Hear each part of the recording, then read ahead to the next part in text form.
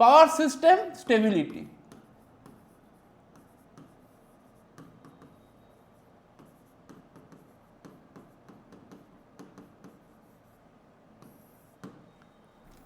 এই টপিকটার উপর ক্লাস করাবো, power system stability. Power system stability বলতে কি বোঝায়, যে সাপোজ লস অফ সিঙ্ক্রোনিজম বলে একটা কথা আছে, আমি এই কথাটা আগে লিখছি।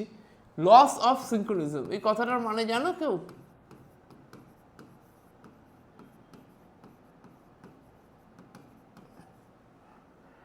তোমরা এইটা জানো যে একটা সিঙ্ক্রোনাস মেশিন কি করে অপারেট করে। একটা সিঙ্ক্রোনাস মেশিন যখন অপারেট করে, এটা যদি সিঙ্ক্রোনাস মেশিন হয়, এর মধ্যে একটা রোটেটিং ম্যাগনেটিক ফিল্ড কাজ করে। এই সিঙ্ক্রোনাস মেশিনে কি হয়, এখানে যখন থ্রি ফেজ সাপ্লাই, এখানে থ্রি ফেজে এখানে আর্মেচারে একটা রোটেটিং ম্যাগনেটিক ফিল্ড কাজ করে। যে রোটেটিং ম্যাগনেটিক ফিল্ডটা তুমি বলতে পারো এনএস এসএস, স্টেটারের নর্থ পোল, স্টেটারের সাউথ পোল, এইটা কিন্তু ঘুরতে থাকে। এই রোটেটিং ম্যাগনেটিক ফিল্ডে এটা হচ্ছে তার অ্যাক্সিস, এটা কিন্তু ঘুরতে থাকে। এনএসটা এখানে চলে গেল, হ্যাঁ, সিমিলার ওয়েতে এসএসটা তখন এখানে চলে আসলো, এইভাবে কিন্তু এটা ঘুরতে থাকে। আর ঠিক এর সাথে সাথে রোটরটা লক অবস্থায় ঘুরতে থাকে। রোটরটা কিন্তু এটা তো রোটেটিং ম্যাগনেটিক ফিল্ড, এটা কি, এটা হচ্ছে, এটাকে বলা হয় রোটেটিং ম্যাগনেটিক ফিল্ড। এটা কার ক্ষেত্রে বলছি, এটা একটা সিঙ্ক্রোনাস জেনারেটরের ক্ষেত্রে বলছি। এই যে ওভারঅল ডিসকাশনটা করছি, এটা কার ক্ষেত্রে ডিসকাশন করছি, সিঙ্ক্রোনাস জেনারেটরের ক্ষেত্রে। এই রোটেটিং ম্যাগনেটিক ফিল্ডটা কি স্পিডে ঘোরে, এই রোটেটিং ম্যাগনেটিক ফিল্ডটা সিঙ্ক্রোনাস স্পিডে ঘোরে, সিঙ্ক্রোনাস স্পিডে ঘোরে, যার ফর্মুলা হচ্ছে ns = 120 × f/p। এখন এই রোটেটিং ম্যাগনেটিক ফিল্ড যে এই যে এখানে যে ঘুরছে, ঠিক আছে, এই রোটেটিং ম্যাগনেটিক ফিল্ড ঘোরার সাথে সাথে এখানে কি হচ্ছে, এখানে একটা সিঙ্ক্রোনিজমের ব্যাপার থাকে, একটা সিঙ্ক্রোনিজমের জায়গা থাকে। কেন, কার সাথে, না রোটরের সাথে। রোটরটা কি হয়, রোটরটা তো এই অ্যাক্সিসে ঘোরার কথা, কিন্তু অনেক সময় রোটরটা কি হচ্ছে, তার লোডের জন্য একটু পিছিয়ে গেছে, সেটা ধরো এন, এখানে এস। এটা হচ্ছে সিঙ্ক্রোনাস মেশিনে এই জিনিসটা হয়। তাহলে এদের মধ্যে এখন অ্যাঙ্গেল কতটা রইল, এই অ্যাঙ্গেলটা কত, এই অ্যাঙ্গেলটা হচ্ছে ডেল্টা, তাই তো, এই অ্যাঙ্গেলটা হচ্ছে ডেল্টা, এটাকে বলা হয় লোড অ্যাঙ্গেল। তাহলে আমি কি বললাম, কতটা বললাম, পরিষ্কার হলো? আমি বললাম যে এই যে যেটা আমরা লাইন দিয়ে, হোয়াইট কালারের লাইন দিয়ে ড্র করেছি, রোটরটা কি হচ্ছে, রোটরটা তার রোটেটিং ম্যাগনেটিক ফিল্ড থেকে একটা অ্যাঙ্গেলে পিছিয়ে থাকছে। এদের মধ্যে তো অ্যাকচুয়ালি লকিং হয়ে কাজ করে। এটা নর্থ পোল, এটা সাউথ পোল, অপোজিট পোলে লকিং হয়ে, এটা নর্থ পোল, এটা সাউথ পোল, লকিং হয়ে কাজ করে। তাহলে এদের এই অ্যাঙ্গেলটা একটু, এটা একটা অ্যাঙ্গেলে পিছিয়ে আছে। কারণ কি, কারণ আমরা লোডটা কোথায় কানেক্ট, আচ্ছা লোড কোথায় কানেক্ট করবো, এখানে ধরো এইখানে যে মানে যে কানেক্টেডটা থাকে, যে টারবাইনটা যেখানে কানেক্টেড রয়েছে, লোডটা কানেক্টেড রয়েছে, সেটা কোথায় থাকে, সেটা রোটরে থাকে। তাহলে সেই জন্য রোটরটা এগিয়ে, মানে পিছিয়ে যায়, এগিয়ে যেতে পারে বা পিছিয়ে যেতে পারে, এটা একটা অ্যাঙ্গেল থাকে, সেই অ্যাঙ্গেলটাকে বলা হচ্ছে লোড অ্যাঙ্গেল।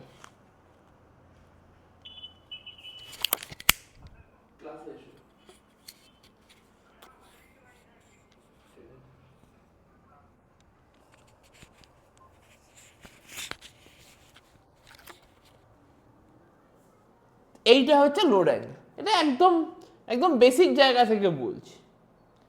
এবার এই অ্যাঙ্গেলটা একটা নির্দিষ্ট ভ্যালু পর্যন্ত, ডেল্টা অ্যাঙ্গেলটা একটা, লোড অ্যাঙ্গেলটা একটা নির্দিষ্ট ভ্যালু পর্যন্ত এটা চেঞ্জ হওয়াটা অ্যাকসেপ্টেবল, তার বেশি বাইরে চেঞ্জ হয়ে গেলে সেটাকে আর অ্যাকসেপ্টেবল থাকে না।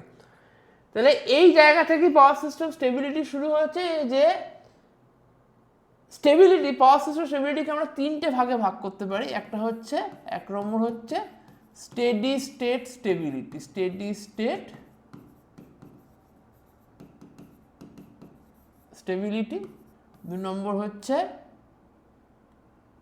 Dynamic stability.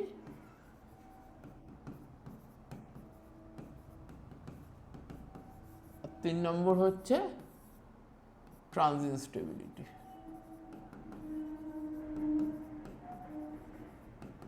সব কটা ডিটেলস কিন্তু ডিসকাস করব। তাহলে স্টেবিলিটি ক ধরনের হয়? Steady state stability, dynamic stability, transient stability. যতটা বললাম এর মধ্যে যদি কোথাও ডাউট থাকে বলো।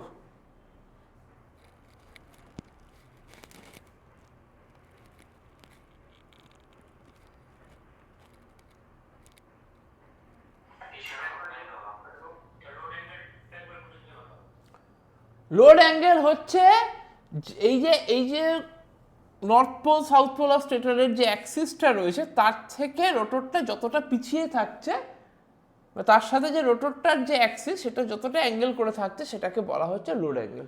এটাকে টর্ক অ্যাঙ্গেল বা লোড অ্যাঙ্গেল বলে। ক্লিয়ার?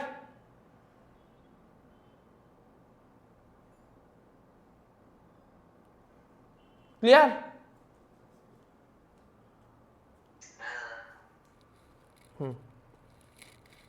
আর কারো কোথাও ডাউট আছে?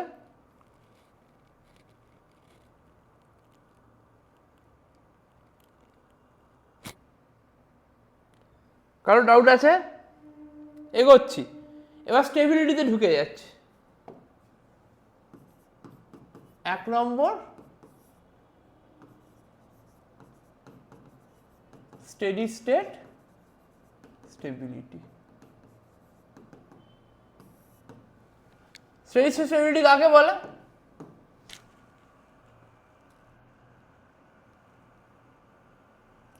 The ability of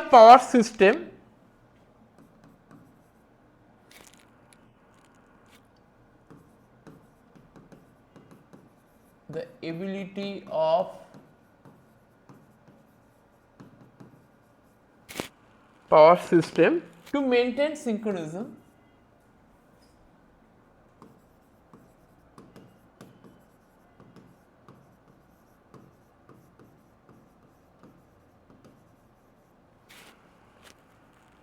for small gradual disturbance. For small gradual disturbance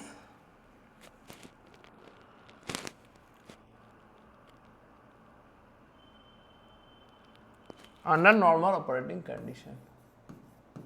Under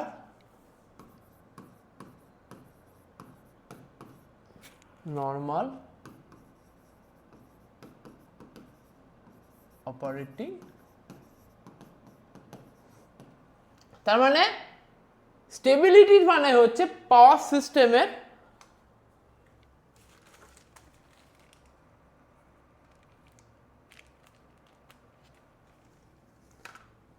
stability মানে কি?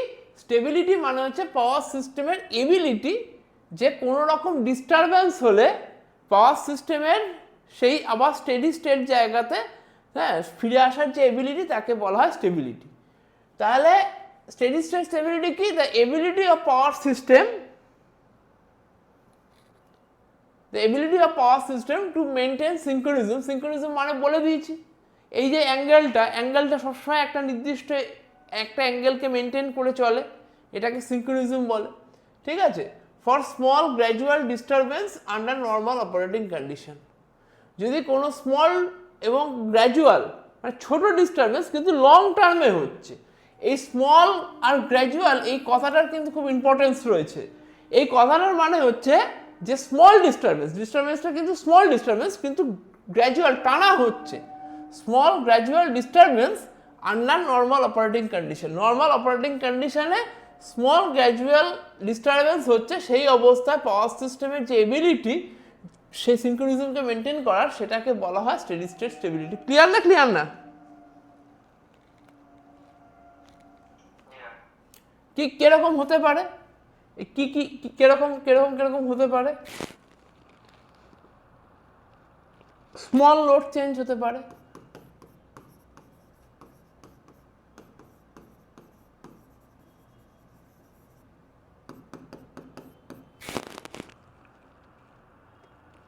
গ্র্যাজুয়াল জেনারেশন চেঞ্জ হতে পারে,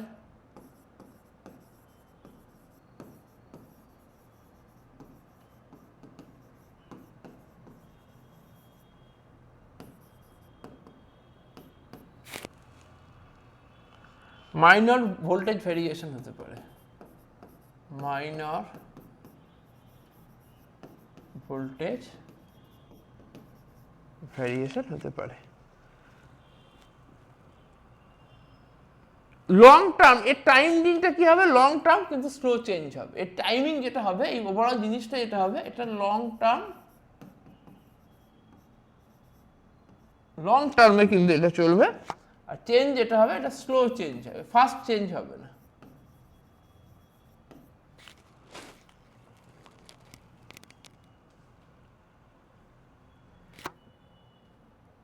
ক্লিয়ার?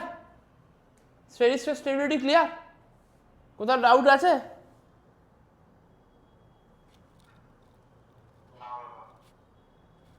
যারা আছো একটু রেসপন্স করো।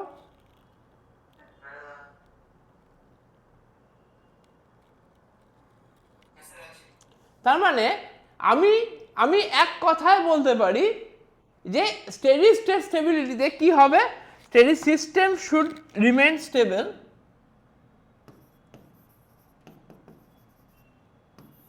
system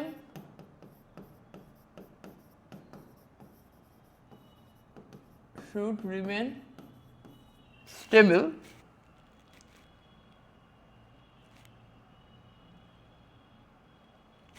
for small changes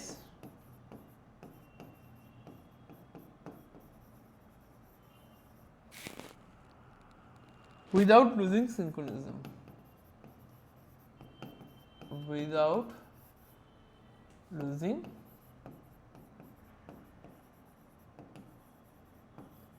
synchronism. এই জিনিসটাকে বলা হচ্ছে steady state stability. Point number 2, এবার আমরা আসছি dynamic স্টেবিলিটিতে।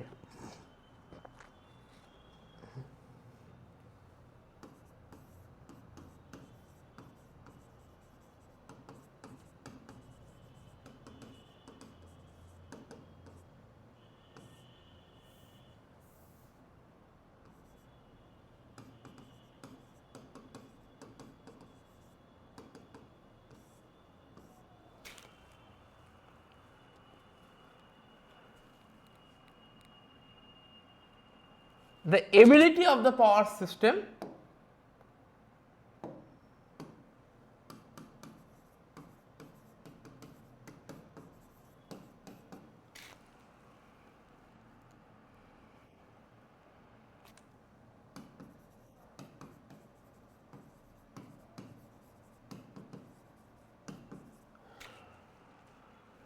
to maintain stability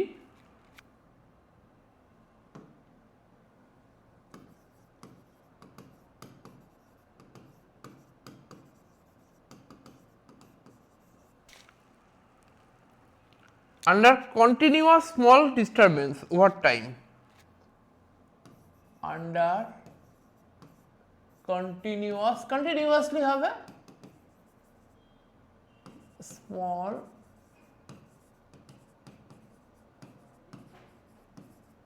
disturbance over time. কি কি ধরনের ডিস্টারবেন্স হতে পারে? কন্টিনিউয়াস স্মল লোড ফ্লাকচুয়েশন,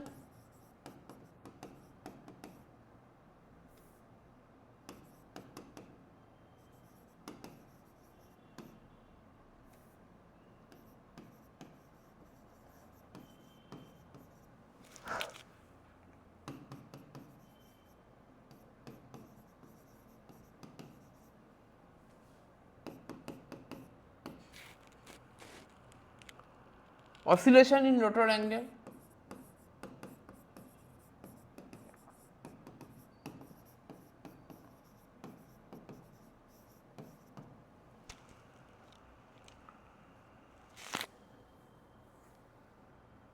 এইগুলোর কারণে হতে পারে। এর টাইম ফ্রেম মানে কি, কতক্ষণ ধরে এই জিনিসটা হতে পারে? এর টাইম ফ্রেমটা হচ্ছে ফিউ সেকেন্ড টু মিনিটস।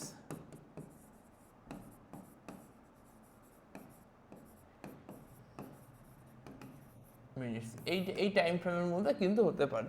তার মানে কি, the ability of power system to maintain stability under continuous small disturbance over time. Continuous disturbance হবে কিন্তু স্মল ডিস্টারবেন্স হবে। আর আগেরটার কি ছিল? Small gradual disturbance. জিনিসটা কন্টিনিউয়াস ছিল না, বাড়ছিল আস্তে আস্তে। কিন্তু এইটা ছিল, এটা কিন্তু লং টার্মে সহ্য করেছে।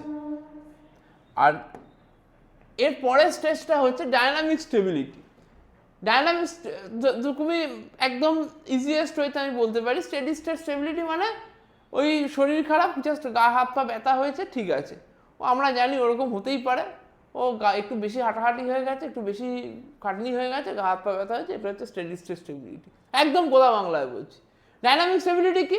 সিস্টেমের মধ্যে কিছু চেঞ্জ হয়েছে, কোথাও ফ্লাকচুয়েশন এসছে, কিছু একটা বদল হয়েছে, জ্বর হয়েছে, ম্যাসিভ কিছু না, হবে 3 দিন সময় নেবে, কমে যাবে। এরপরে যেটা আসছে ট্রানজিয়েন্ট স্টেবিলিটি। ট্রানজিয়েন্ট স্টেবিলিটি মানে কি? অ্যাক্সিডেন্ট হয়েছে, অল্প সময় ইম্প্যাক্ট, কিন্তু টাইম কম, ইম্প্যাক্ট কিন্তু অনেক হাই। পরিষ্কার না? পরিষ্কার না? যারা ক্লাসে আছো একটু রেসপন্স করবে, পরিষ্কার কি পরিষ্কার না আমাকে বলবে, আমি এগোবো।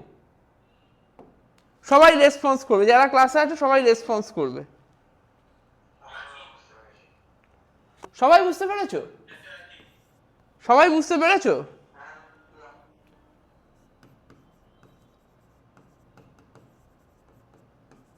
কারোর কোনো কোয়ারি নেই?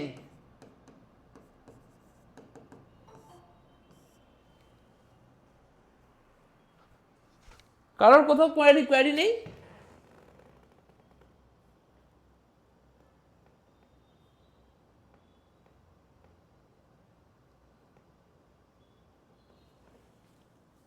এরপর কি আসছে?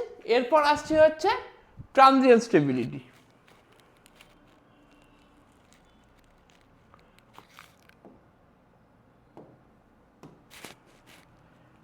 The ability of power system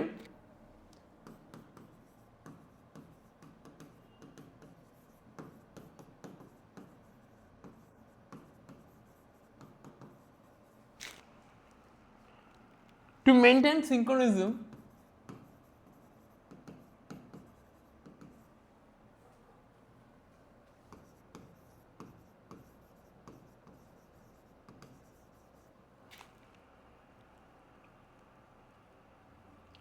after a large sudden disturbance. After a large sudden disturbance, তার মানে কি? খুব সোজা কথায় বলতে গেলে যে কোনো অ্যাক্সিডেন্ট হলে তার ইম্প্যাক্ট অনেক হাই, কিন্তু খুব কম টাইমের জন্য অ্যাক্সিডেন্ট হট করে হয়ে গেছে, তার ইম্প্যাক্ট তো অনেক হাই হবে, এটা তো স্বাভাবিক ব্যাপার। সেই সিচুয়েশনে তোমার স্টেবিলিটিতে তুমি ফিরে আসার কতটা চান্স রয়েছে, মানে তুমি সেটাকে কাটিয়ে ওঠার কতটা চান্স রয়েছে, সেই স্টেবিলিটিটাকে বলা হয় ট্রানজিয়েন্ট স্টেবিলিটি। ক্লিয়ার না? ক্লিয়ার না? শর্ট সার্কিট কি কন্ডিশনে হতে পারে?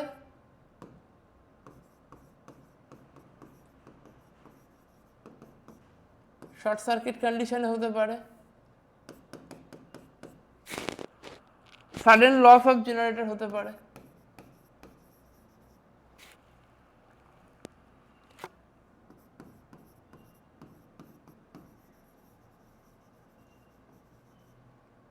সাডেন লোড রিজেকশনের জন্য হতে পারে, হঠাৎ করে লোডটা ক্যান্সেল হয়ে গেছে।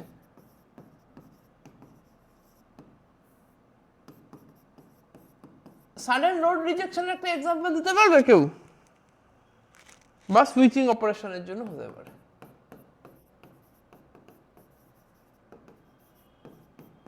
সবাই জানো সাডেন লোড রিজেকশন, দিতে পারবে এক্সাম্পল?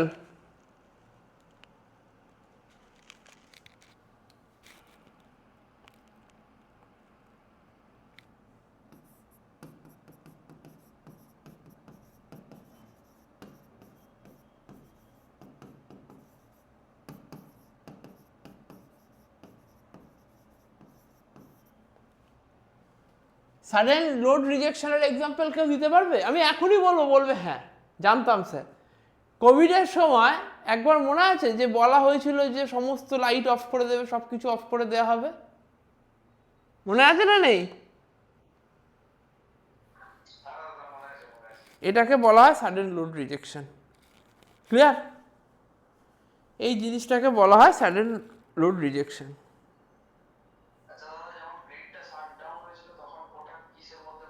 সাডেন লোড রিজেকশন, গ্রিডটা শাটডাউন হয়েছিল ফল্ট কন্ডিশনে, ওটা সাডেন লোড রিজেকশনই হবে।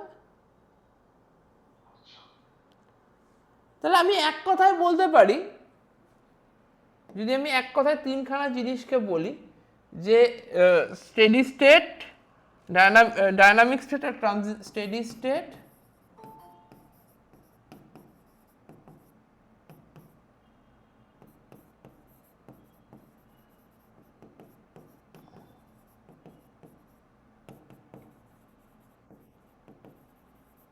ট্রানজিয়েন্ট স্টেট কি?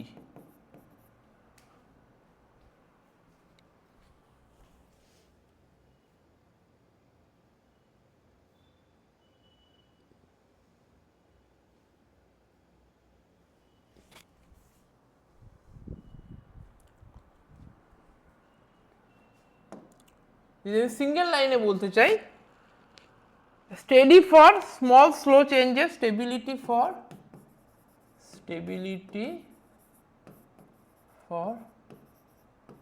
Small slow changes, stability for dynamic হচ্ছে stability for large a small continuous oscillation, small continuous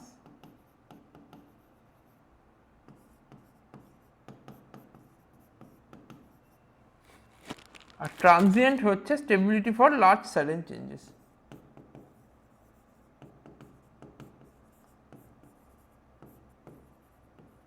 large sudden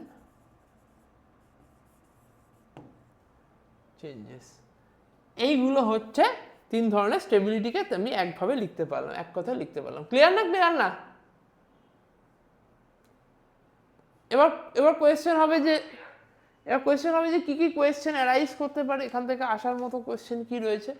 এখান থেকে আসার মতো কোয়েশ্চেন রয়েছে, তিন ধরনের স্টেবিলিটি কাকে বলে, তাদের ডেসক্রিপশন, তিন ধরনের স্টেবিলিটি ডিফারেন্স, তাদের সম্পর্কে শর্ট টার্ম জিনিস কাকে বলে, লং আনসার হিসেবেও আসতে পারে যে কী কী তাদের ফিচার্সগুলো কী কী রয়েছে, আর তোমার তাদের ডিফারেন্সগুলো কী কী রয়েছে, যেটা আমরা নোটে দিয়ে দেবো, যে তাদের ডিফারেন্স একদম চার্ট ওয়াইজ প্রিপেয়ার করে দিয়ে দেবো। ক্লিয়ার? এবার একটা সিনক্রোনাস মেশিনের ডায়নামিক্স দেখাই, কিরকম হয়, মানে কীভাবে কাজ করে। Dynamics of synchronous machine.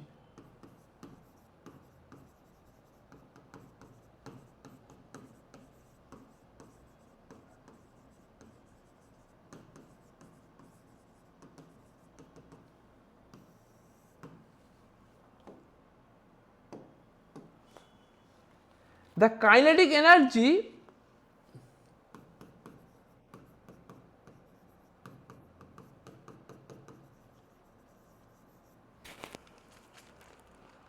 of the rotor of the synchronous machine is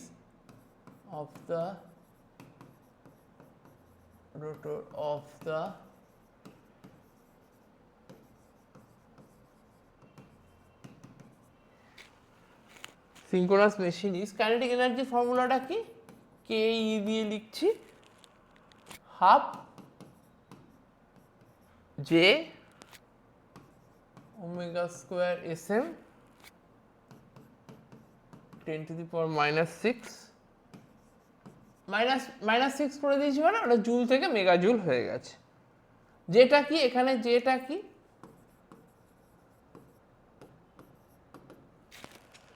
যে হচ্ছে rotor moment of inertia, rotor moment of inertia KG metre square, unit হচ্ছে। দেখো আমরা কি জানি, আমি একটা ইজিয়েস্ট এক্সাম্পল দিচ্ছি, যে আমরা কি জানি কাইনেটিক এনার্জি হচ্ছে হাফ এমভি স্কোয়ার, এটা সবাই জানিস। কাইনেটিক এনার্জি হচ্ছে হাফ এমভি স্কোয়ার, এম হচ্ছে মাস, ভি হচ্ছে ভেলোসিটি। তার সাথে কম্পেয়ার করে আমি দেখছি যেটা কি রোটেটিং পার্ট, যেহেতু এটা সিনক্রোনাস মেশিন রোটেটিং পার্ট, তাই এম এর জায়গায় কি আসবে, এম এর জায়গায় আসবে J, rotor moment of inertia আসবে জে, আর ভি এর জায়গায় কি আছে, ভেলোসিটির জায়গায় অ্যাঙ্গুলার স্পিড আসবে যেটা হচ্ছে ওমেগা এস এম। তাহলে ওমেগা এস এমটা কি, সিনক্রোনাস স্পিড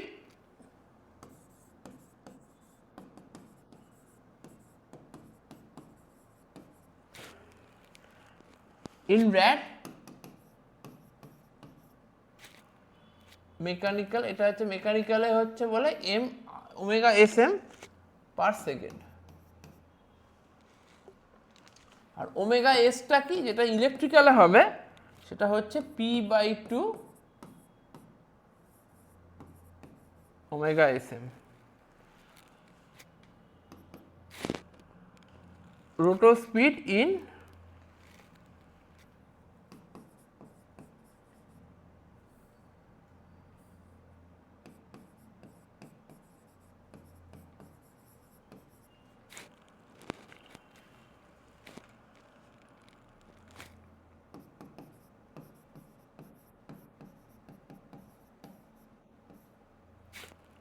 ইলেকট্রিক্যাল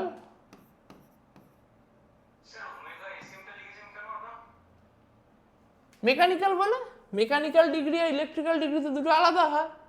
আমরা চোখে ধরো আমরা 4টে পোল দেখলাম, এই 4খানা পোল, তাদের প্রত্যেকের তাদের মেকানিক্যাল ডিগ্রি কত, তাদের পাশাপাশি দুটো পোলের মধ্যে মেকানিক্যাল ডিগ্রি কত আছে, 90, 90 তো, চোখে দেখে 90, চোখে দেখে যেটা বোঝা যাচ্ছে সেটাই হচ্ছে মেকানিক্যাল ডিগ্রি। কিন্তু পাশাপাশি দুটো পোলের মধ্যে ইলেকট্রিক্যাল ডিগ্রি সব সময় 180।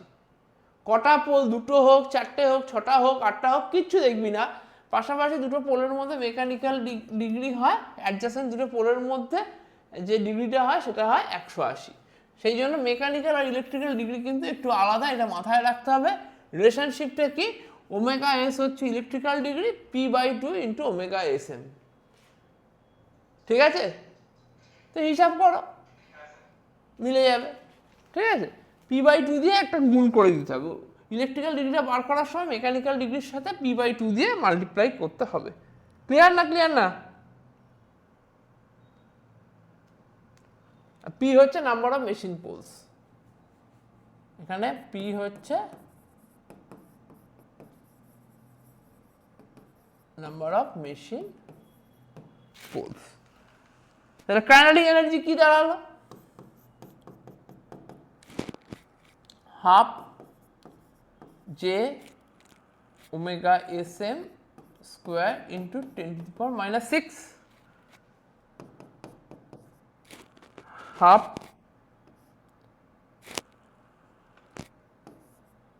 ওমেগা এস এম এর জায়গায় কি লিখবো, 2 ওমেগা এস এম এর জায়গায় কি লিখতে পারি, 2/p ইন্টু ওমেগা এস,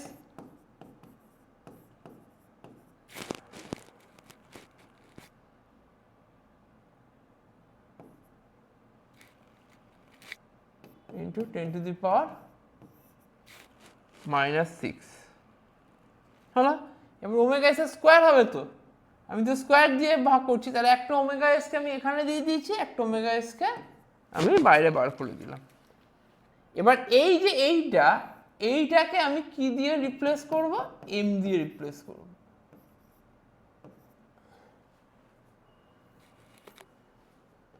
তাহলে এম কি, মোমেন্ট অফ ইনার্শিয়া,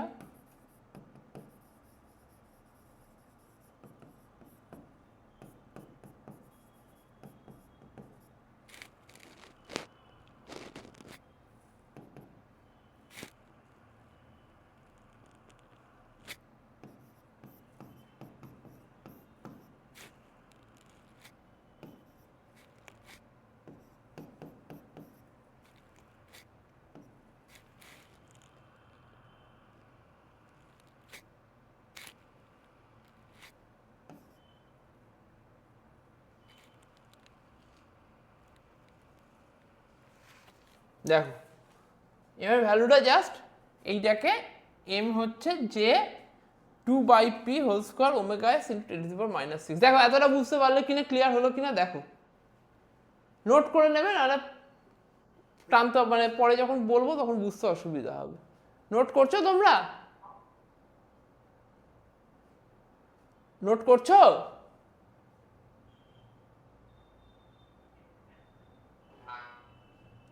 একটু নোট করে নাও।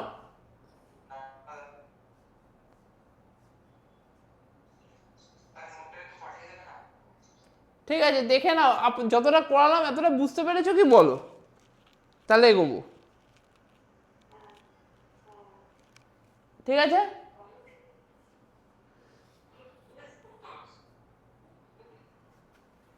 এবার ইনার্শিয়া কনস্ট্যান্ট বলে আমরা একটা টার্ম নিয়ে আসবো, GE equal to GH equal to kinetic energy. এই জিএইচটাকে কাইনেটিক এনার্জি, সেটার ফর্মুলা হচ্ছে হাফ এম ওমেগা এস। মানে এই যে এই কাইনেটিক এনার্জিটার আর একটা টার্মকে নিয়ে আসছি জিএইচ। জি আর এইচটা কি?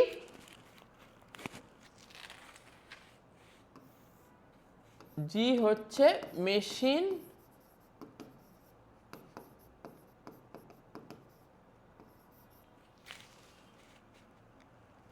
রেটিং, বেস মেশিন রেটিং, যেটা ইন এমভিএ 3 ফেজের জন্য। আর এইচ হচ্ছে, হ্যাঁ হ্যাঁ,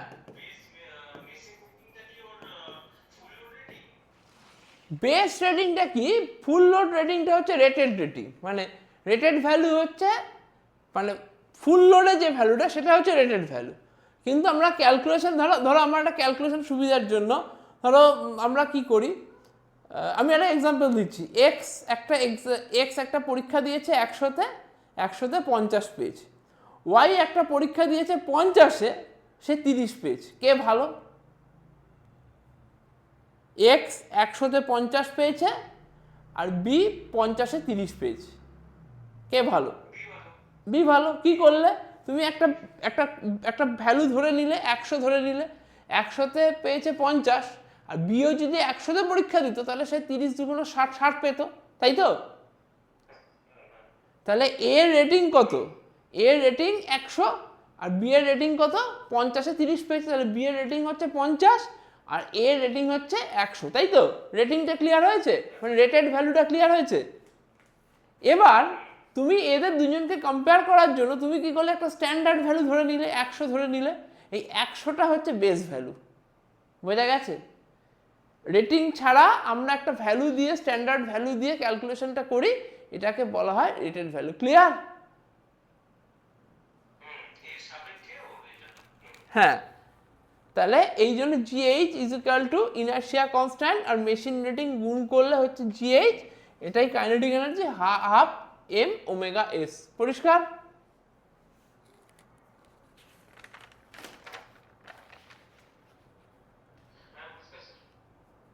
নেক্সট, কোনটা?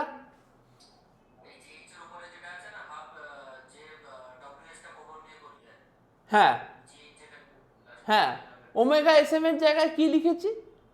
ওমেগা এস এম স্কোয়ার জায়গায় আমি কি লিখতে পারি? ওমেগা এস এম স্কোয়ারের জায়গায়, এই যে এখান থেকে ওমেগা এস এম স্কোয়ারের জায়গায় আমি কি লিখতে পারি? 2/p square into omega S square. 2/p square into omega এসটা এখানে লিখেছি, আর একটা ওমেগা এসকে আমরা বাইরে নিয়েছি। বোঝা গেছে?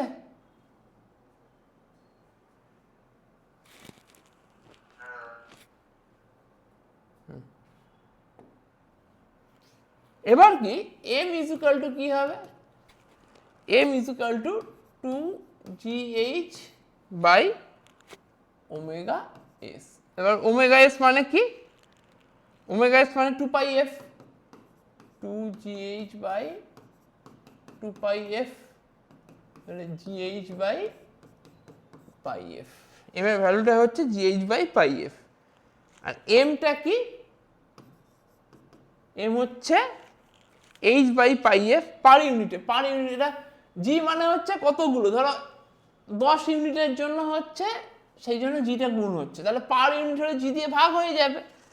তাহলে পার ইউনিট যখন বার করব তখন কিন্তু জি টার্মটা থাকবে না, h বাই πf হয়ে যাবে।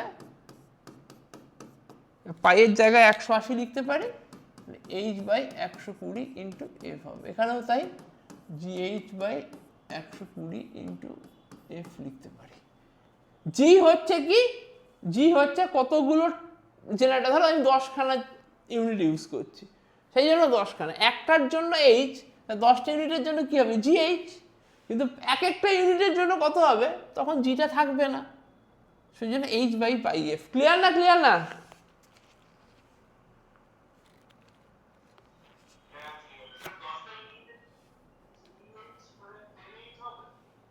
হ্যাঁ,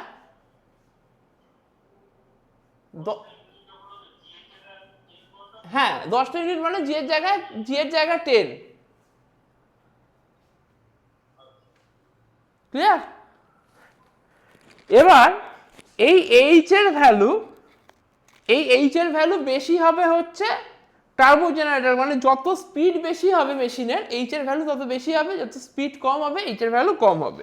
আমি যেমন ধরে বলতে পারি টার্বো জেনারেটর,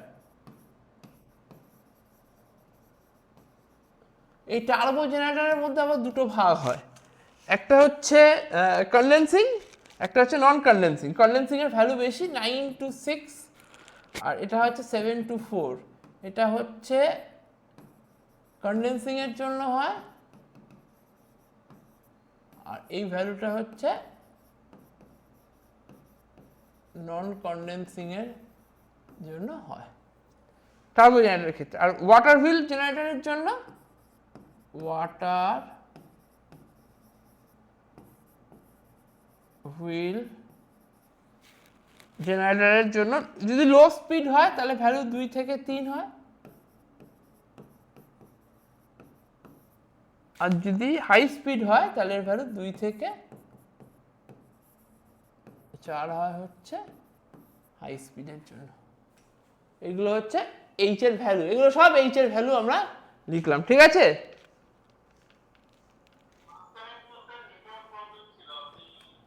এগুলো সব ভ্যালু অফ ইনার্শিয়া কনস্ট্যান্ট, এগুলো হচ্ছে সব value of inertia constant.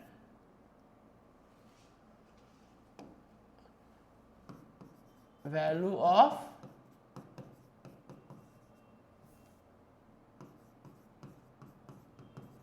Inertia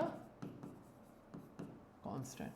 inertia constant যেটা এইচ, তার ভ্যালু হচ্ছে এগুলো, যত স্পিড বেশি হবে তার এইচ এর ভ্যালু তত বেশি হবে। যেমন ধরো টার্বো জেনারেটর স্পিড বেশি, তার জন্য ওর ভ্যালু 9 to 6 বা 7 to 4, কনডেন্সিং হলো 9 to 6, নন কনডেন্সিং হলো 7 to 4। আর ওয়াটার হুইল জেনারেটর যেটা জলে চলছে সেটার ভ্যালু কত 2 থেকে 3 হচ্ছে লো স্পিডের জন্য, হাই স্পিডের জন্য হচ্ছে 2 থেকে 4। এবার ক্লিয়ার হয়েছে?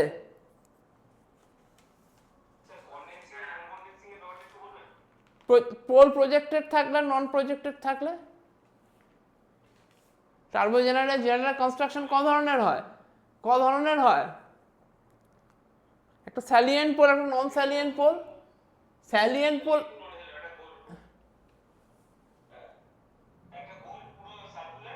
হ্যাঁ কনডেন্সিং মানে হচ্ছে যেগুলো হাই স্পিডে ঘোরে। দেখো সবসময় প্রজেক্টেড পোল সবসময় টার্বো জেনারেটরে ইউজ করা হয়, আর নন প্রজেক্টেড পোল মানে স্যালিয়েন্ট পোল যেটা, সেটা হচ্ছে সবসময় এই ওয়াটার হুইল জেনারেটরে ইউজ করা হয়। আর নন স্যালিয়েন্ট পোলটা সবসময় টার্বো জেনারেটরে ইউজ করা হয়, ঠিক আছে? যার পোলগুলো প্রজেক্টেড না বা বার করা না, ফ্যানের ব্লেডের মতো বার করা না, সেই জেনারেটরটা সব, সেই টাইপের অল্টারনেটরটা সবসময় তোমার ইউজ করা হয় হচ্ছে যার প্রজেক্টেড বের করা, ওয়াটার হুইল জেনারেটরের ক্ষেত্রে ইউজ করা হয়। আর যারটা প্রজেক্টেড না, সেটা অনেক হাই স্পিডে ঘুরতে পারে, সেই জন্য সেটা টার্বো জেনারেটরে ইউজ করা হয়। ক্লিয়ার না, ক্লিয়ার না?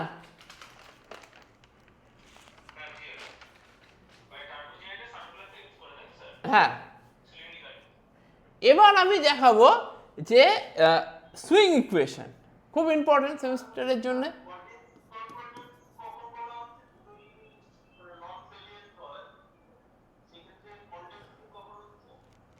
কনডেন্সিং এর স্ট্রাকচারটা আলাদা, কনডেন্সিং এর স্ট্রাকচারটা মানে হচ্ছে হাই স্পিডের জন্য কনডেন্সিং, এইটুকু মাথায় রাখো।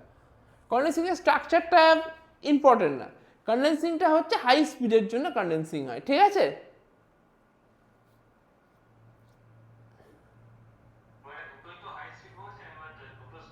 কোনটা?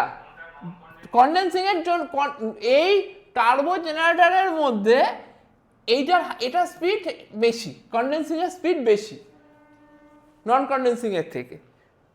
টার্বো জেনারেটর তো দুটো টাইপ, টার্বো জেনারেটরের মধ্যে কন্ডেন্সিং এর স্পিড সবসময় বেশি আর নন কন্ডেন্সিং এর স্পিড কম। এবার তার থেকে আরো স্পিড কম হচ্ছে ওয়াটার হুইল জেনারেটরের।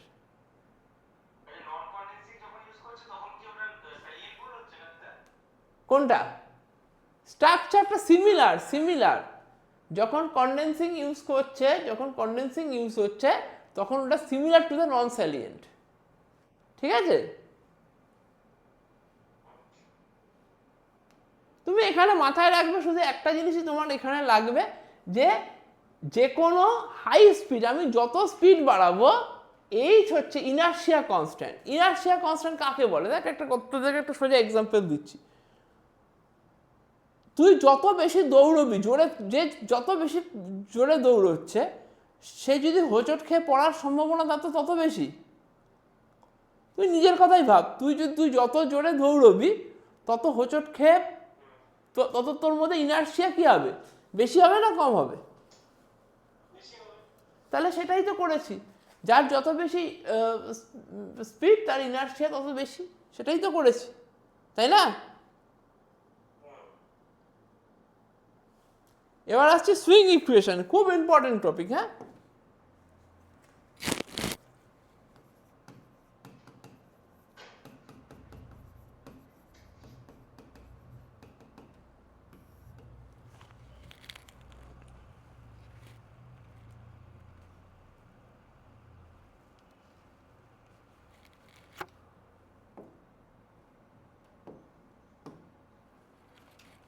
the differential equation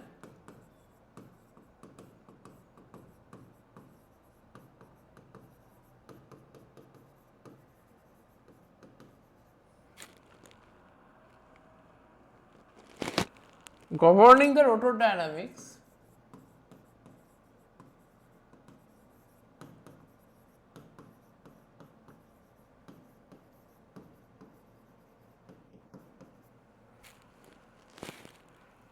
can be written as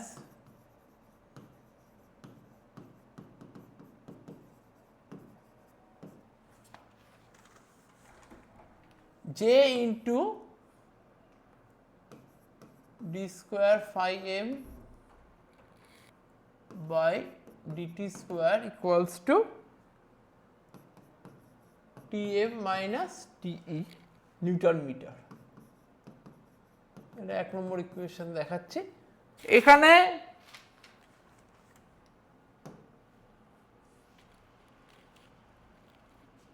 Tm টা হচ্ছে টারবাইন টর্ক আর Te টা হচ্ছে ইলেকট্রোম্যাগনেটিক টর্ক। Tm হচ্ছে টারবাইন টর্ক, Te হচ্ছে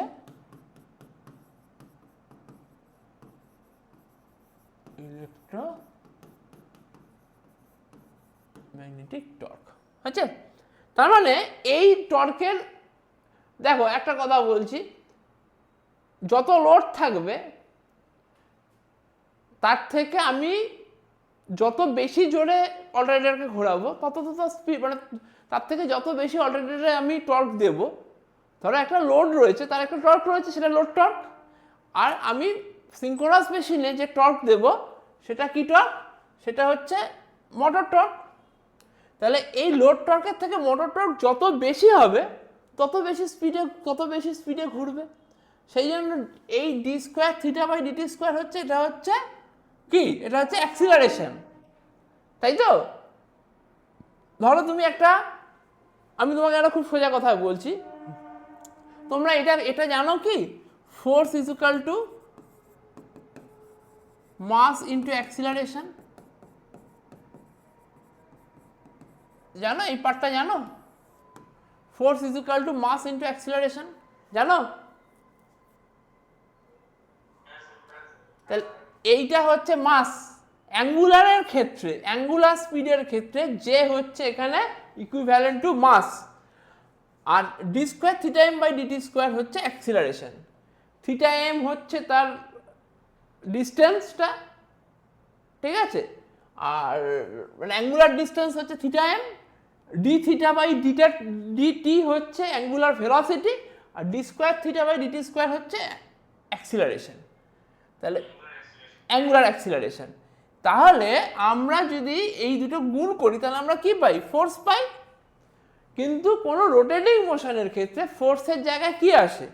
কোনো রোটেটিং মোশনের ক্ষেত্রে কিন্তু কি ফোর্স আসে? ফোর্সের জায়গায় কি আসে? টর্ক আসে।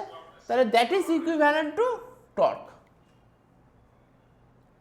তার মানে কি এইটা হচ্ছে ফোর্স, কিন্তু এটা কার ফোর্স? অ্যাঙ্গুলার রেসপেক্টে ফোর্স।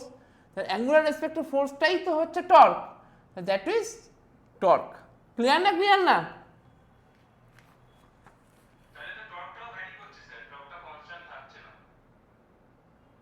ভ্যারি করছে কি কনস্ট্যান্ট থাকছে সেটা এখানে আসছি না। আমি বলছি যে এদের মধ্যে যে ডিফারেন্সটা বাড়বে, যত টর্কের ডিফারেন্স বাড়বে তত কি হবে? জোরে ঘুরবে। তোর কাছে একটা, তোর সাইকেল চালাচ্ছিস, তোর সাইকেলের পেছনে একটা বালির বস্তা চাপিয়ে দেওয়া হলো। তুই বালির বস্তার ওয়েটটা হচ্ছে একটা টর্ক, তুই সেটাকে ওভারকাম করার জন্য তুই তো নিজের ক্ষমতা দিয়ে এগোচ্ছিস।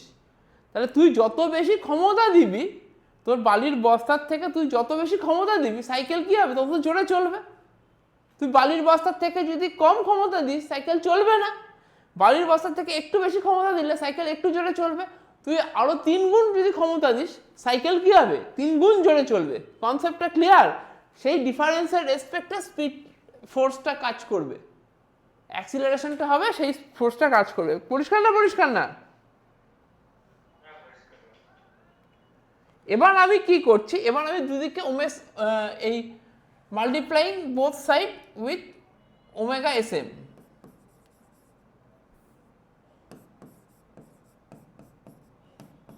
multiplying both sides with omega sm কত হচ্ছে? j d square theta m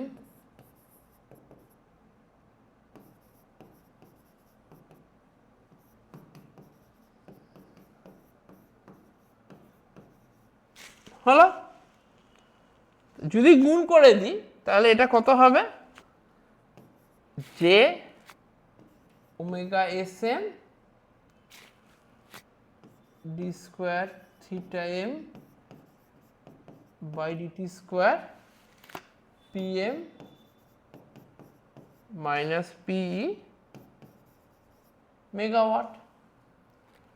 ও এখানে কি করতে হবে? সরি, মেগাওয়াট করতে গেলে এখানে 10⁻⁻6 দিয়ে একটা মাল্টিপ্লাই করতে হবে। পিএমটা কি? পিএমটা হচ্ছে মেকানিক্যাল পাওয়ার ইনপুট, পি হচ্ছে electrical power output. Mechanical power input in megawatt, electrical power output in megawatt. Power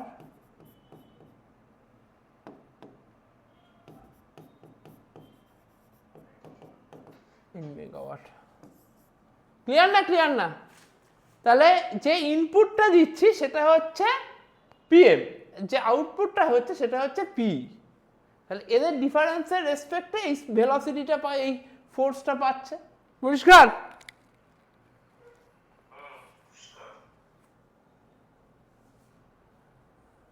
next, এবার আমরা কি করতে পারি?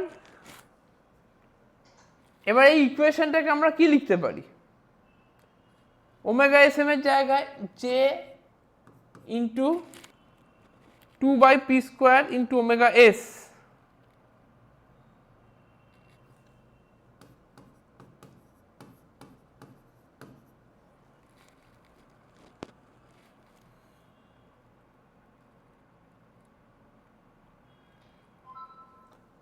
ইন্টু 10⁻⁻6 এটা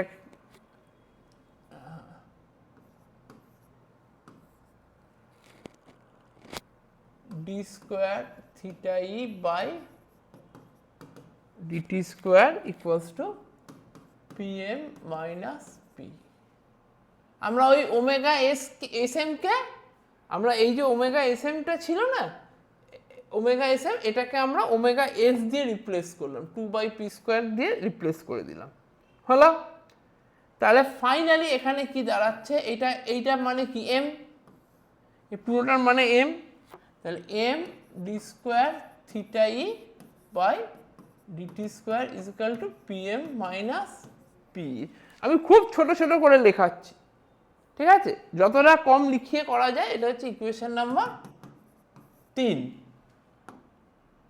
আগেরটা ছিল ইকুয়েশন নাম্বার 2, হলো। এবার আমি একটা অ্যাঙ্গেল ধরছি, এই লোড অ্যাঙ্গেলটা delta is equal to theta E minus omega S T. কোনটা? লাস্ট ইকুয়েশনটা দেখাচ্ছি, এটা বেরিয়েছিল।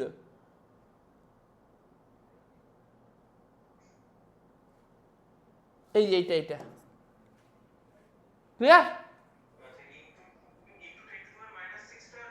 মেগাওয়াটে নিয়ে গেছি বলে 10⁻⁶ এসছে, মেগাওয়াটে নিয়ে গেছি বলে। পরিষ্কার না? হ্যাঁ, তাহলে তাহলে delta is equal to theta E minus omega S টি। এবার যদি আমি, এটা হচ্ছে টর্ক অ্যাঙ্গেল, এটাকে বলছি।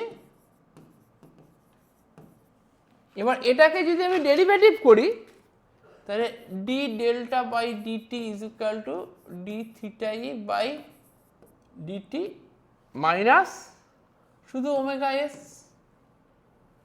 ডবল ডেরিভেটিভ করি, D square theta by DT square is equal to D square delta e by DT square শুধু, ঠিক আছে, এটা হয়ে গেল।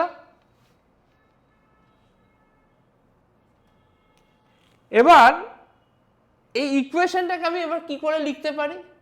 এবার equation 3 can be written as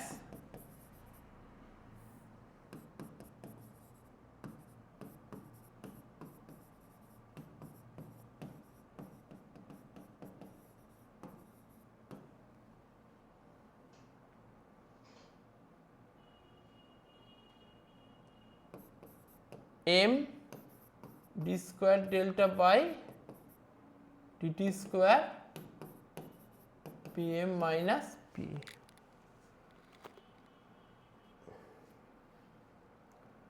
এবার এই m এর জায়গায় লিখতে পারি gh by pi f d square delta by dt square pm minus p। Per unit সিস্টেমের ক্ষেত্রে কি লিখতে পারি?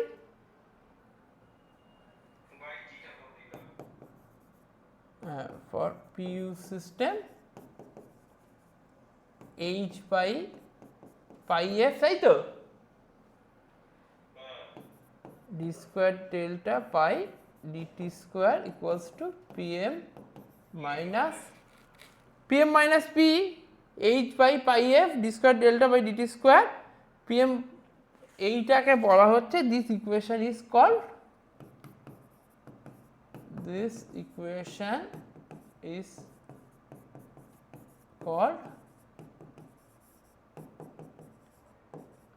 Swing equation. ক্লিয়ার না?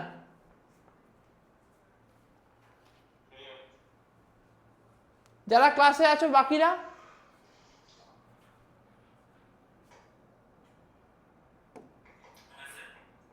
কোনো ডাউট আছে এত অবধি?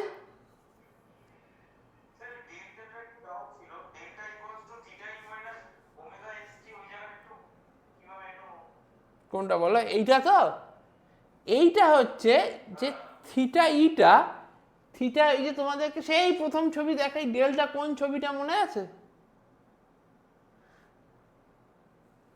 ওমেগা এসটা একদম ফার্স্ট, এটা তোমরা যদি তুমি রেকর্ডিংটা যখন দেখাবে দেখবে, তখন আমি তোমাকে দেখিয়ে দেবো যে এই অ্যাঙ্গেলটা হচ্ছে ডেল্টা। হ্যাঁ, এটা তো অনেকটা বলে দিয়েছি, তুমি একটু রেকর্ডিংটা দেখে নিও, যদি ডাউট হয় আমার কাছে জেনে নিও। ঠিক আছে? হ্যাঁ হ্যাঁ, আচ্ছা ঠিক আছে, এখন এত অবধি ক্লিয়ার হয়েছে? যারা ক্লাসে আছে একটু রেসপন্স করো, ঠিক আছে? আশা এই এই অবধি করালাম, এরপরে আমরা কিছু নিউমেরিক্স ইকুয়েশন নিউমেরিক্যালসে আসবো। ওকে।